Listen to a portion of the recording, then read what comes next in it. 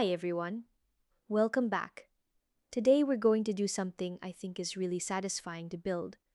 We're going to take a KY040 rotary encoder, connect it to an ESP32 S3 and a tiny OLED screen, and make a proper little menu system with pages, subpages, and everything navigated just by turning and clicking the encoder.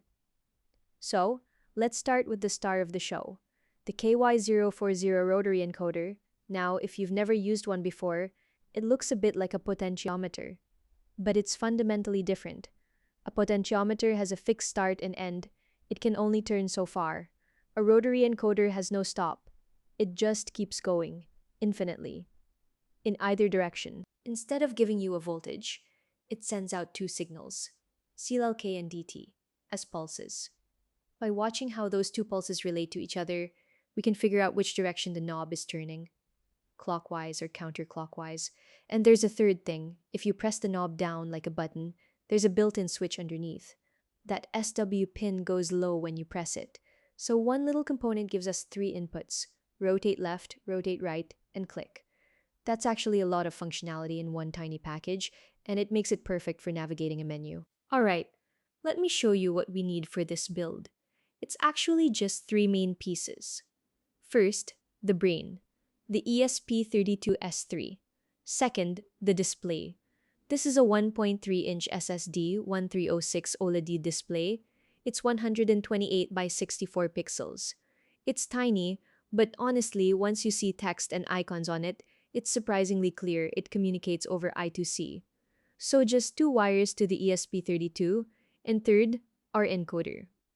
The KY040 module, it has 5 pins, GND, VCC, SWDT, and CLK. The module already has pull-up resistors built in, which is convenient. It means we don't need to add any external resistors ourselves. Okay, the wiring. Let me walk you through it. It's actually not complicated at all. The OLED uses I2C, so just two data lines plus power. OLED SDA goes to GPIO pin 8, OLED SCL goes to GPIO pin 9, OLED VCC goes to 3.3 volt, GND goes to ground, and the encoder, 5 pins, but the wiring is simple. KY040 clock pin goes to GPIO pin 15, KY040DT pin goes to GPIO pin 16, KY040 SW pin goes to GPIO pin 17. KY040 VCC goes to 3.3V, KY040 GND goes to ground. That's it. No extra components, no resistors. Just connect it as shown and you're ready to go. Before we jump into the code, I want to show you a tool that made designing the OLED screens so much easier. It's called Lopaka. Lopaka is a free browser-based visual editor for tiny displays like the SSD1306. You go to Lopaka app, choose your display, 128 by 64, SSD1306, and you get a canvas that's exactly the same size as your screen. What you see in the editor is what you'll see on the OLED. You can drag and drop text, icons, and bitmaps directly onto the canvas. There are built-in icon libraries too, so I was able to just search for clock, drag it on, position it where I wanted, and Lopaka would generate the exact U8G2 drawing code for that position and size. It even exports the XBM bitmap data for you. So for this project, I designed each of the 6 screens in Lopaka, 3 main screens and 3 subscreens, and then just copied the generated code straight into Arduino IDE. It saved me a huge amount of trial and error. Okay, let's walk through the key parts of the code. We define the whole menu system using just 2 enums. The first is main page with 3 values for our 3 screens: page time, page battery, and page sensor.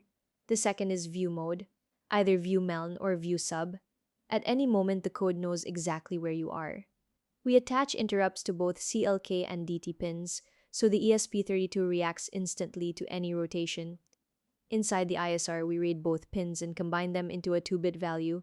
Comparing that with the previous state gives us a 4-bit pattern. Certain patterns mean clockwise, others mean counterclockwise. This quadrature decoding naturally filters out bounce noise. Each screen has its own dedicated draw function.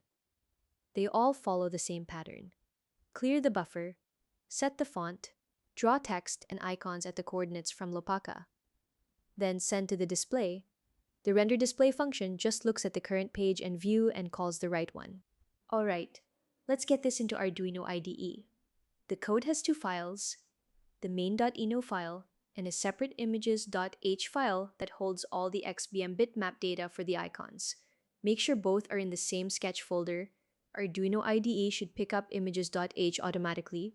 You'll need two libraries installed, UHG2 and Wire. UHG2 handles everything for the OLED.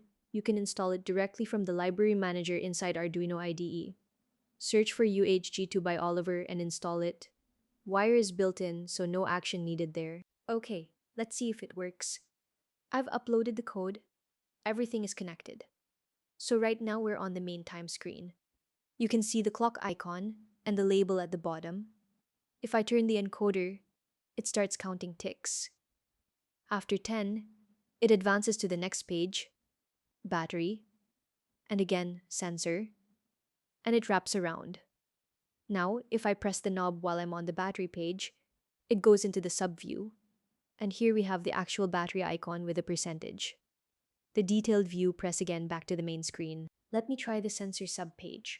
Press, and there we go. Temperature and Wi-Fi signal. Two readings on one compact little screen. I really like how the tick-based navigation feels.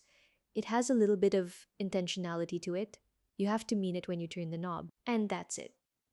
A fully working menu system on a tiny OLED, driven by one rotary encoder. I think this kind of interface is really useful for small embedded projects whenever you need more than a button, but don't have room for a touchscreen. Rotary encoders feel really nice to use, and the KY040 is easy to get hold of and work with. The full code, both the main sketch and the images.h file, will be in the description below. Lopaka is also linked there if you want to try designing your own screens. If you found this helpful, thank you for watching. Maybe I'll see you in the next one. Bye-bye.